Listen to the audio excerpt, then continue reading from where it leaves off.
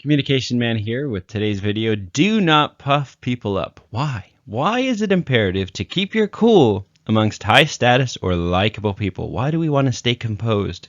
Even if we feel a little like we're kind of lower status or super excited to meet someone, we're going to explain why, and I'm going to explain why. And I created this video to help you protect yourself from social embarrassment and the pain of making silly mistakes and then feeling terrible afterwards. So subscribe now. We have a new video coming out every week, and I got life hacks and communication tips. So subscribe and stay informed. In life, there will be people we look up to a little too much.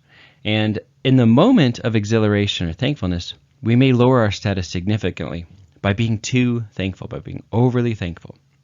So if you look in the picture on the far right, the guy's holding this big heart, he's on the ground in a humble position, and this girl, she's turning her back to him, and she's not giving him the time of day.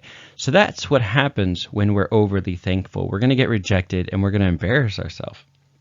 So number two, when you want to make a good impression, being overly sweet backfires, all right? Because you scream that you're desperate and seeking approval, like a little puppy dog. Will you like me? Will you like me? Like me? Like me? Pet me? Pet me? Pet me? Be my friend. Be my friend. Be my friend. It's too much. It's too much.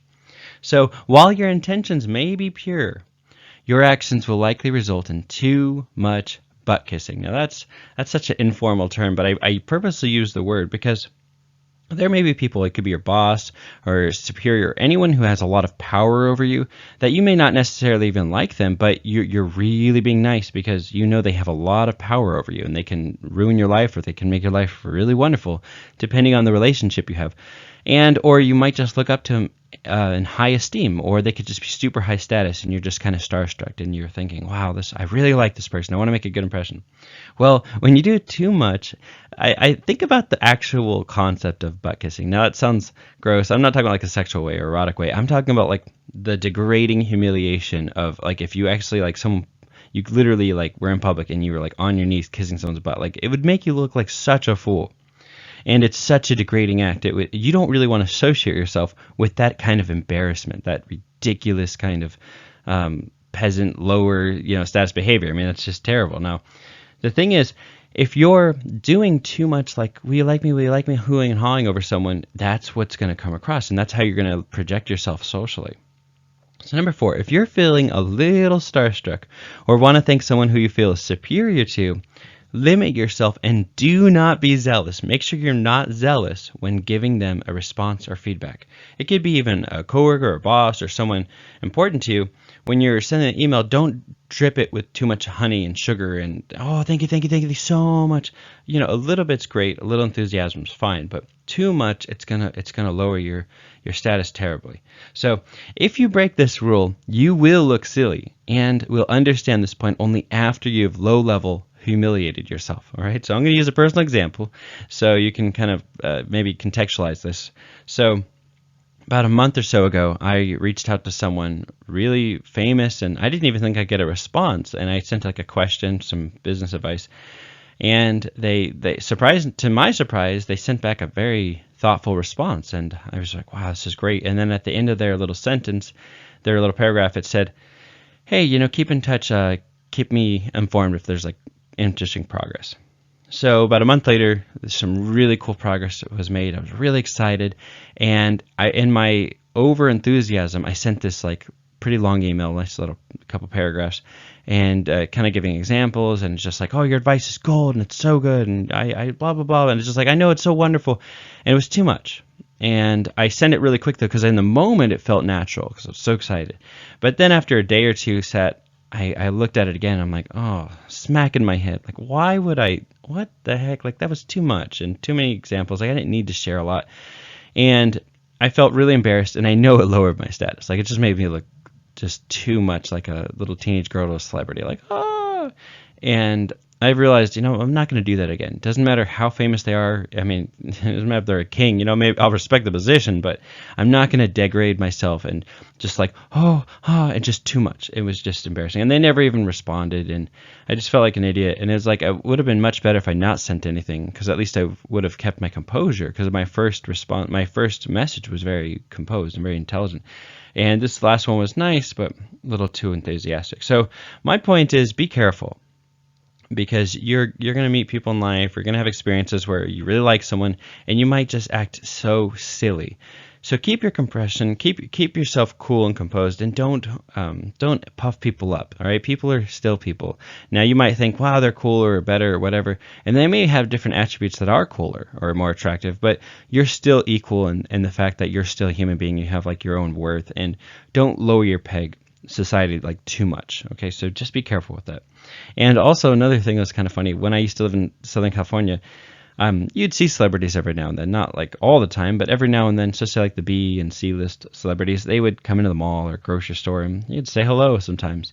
And I remember it was really cool. Got to see Clint Eastwood in a Mexican restaurant when that was Northern California, but I just was a friend and I was surprised. I'm like, hey, that's Clint. That's Clint Eastwood. And we're just like, wow.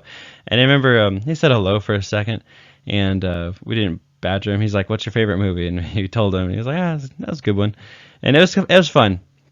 But I remember there was like these two people that were just like, hey, hey, and they were like trying to like get him to shake his hand and autograph it, and they were just like annoying as all get out. They weren't normal people around him, and you could tell he was like polite, but he had no respect for them. They just looked so silly.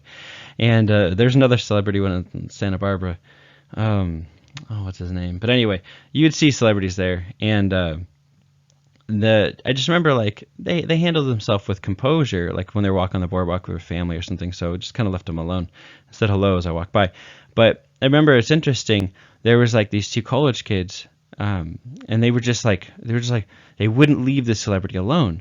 And he was kind of nice, but he was kind of like, all right, all right, guys, I'm with family. Can you just back off? Like they want to hang out at the beach, and they wouldn't take a hint, and it was just like so absurd, like how silly they looked, and they couldn't see it from a different perspective, because in the moment they were too excited, they were puffing this person up. So celebrities and high status people, bosses, people that if it could be a friend of a friend, and you really like that person, and not like even a romantic way, you're just like you're just trying to like I want to be cool on them, I want to be on their level.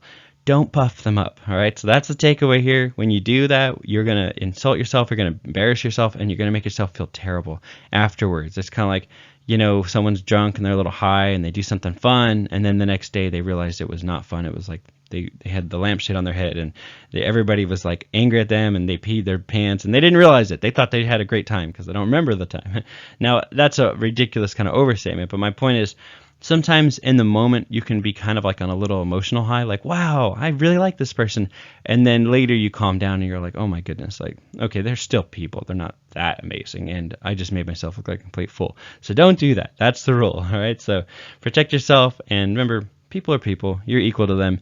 Respect them. They might have attributes you like, but never de-estimate yourself, and never like lower your societal worth all the way to that down. Just don't do that. So respect yourself, and don't puff people up.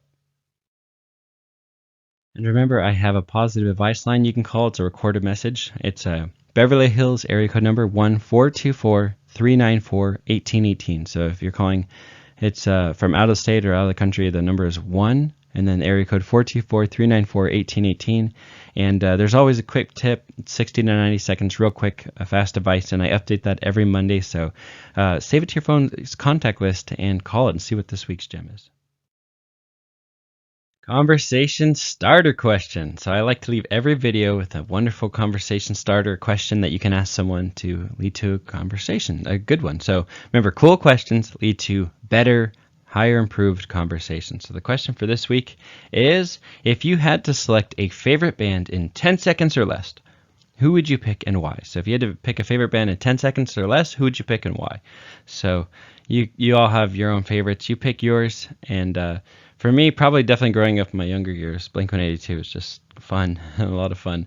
Now that I'm a grown-up, I'm not sure. I'd have to think about that again. But for my quick impulse, definitely when I'm younger, that one's fun. It just related to them a lot, and some of the things I didn't relate to is just good music. It's just fun sound.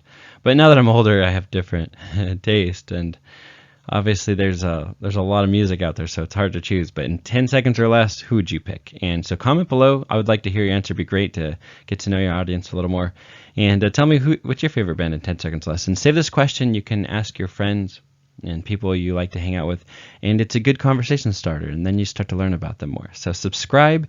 I have a new video coming out every single Wednesday, and that's my commitment to you, so you have excellent content, communication tips, and life hacks. So love you. Subscribe, and we'll see you soon.